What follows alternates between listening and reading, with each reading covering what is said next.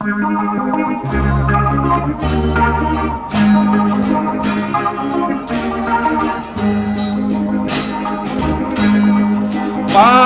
vulin mo'y sele way lâu tên o ka enchim lâu ito na ka mangay biahthu itan sa ba kalautan to ngainatu kya mo inliam puilul suo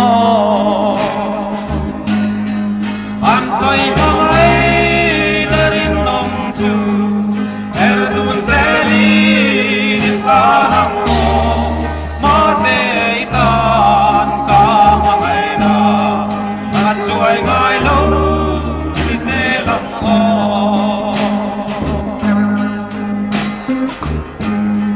ngay lai azwang izun lengzang ana asin kadon harpe itrang nema kabilay hiyan Hmangaihna rin om chuhanin min pongkela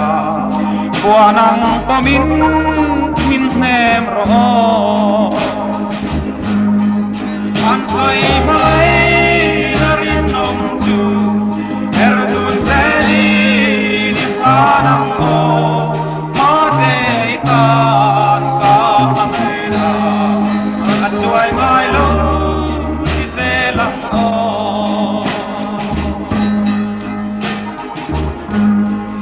eng tika her suwag peang mo run hun sa pa kan len Sapa kan len hun chuan chumang sim chin lungay na le mangan na te enchim lo di inol to ang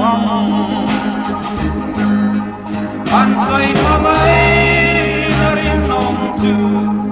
erdun seli itanang mo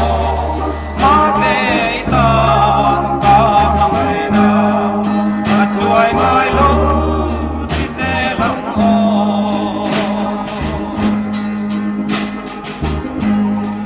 eng tika her suwag peang mo run hun sa pa kan len hun tu run hun sa pa kan len hun chuan chumang sing chin lungay na le mangan nate enchim lo di inol to ang soy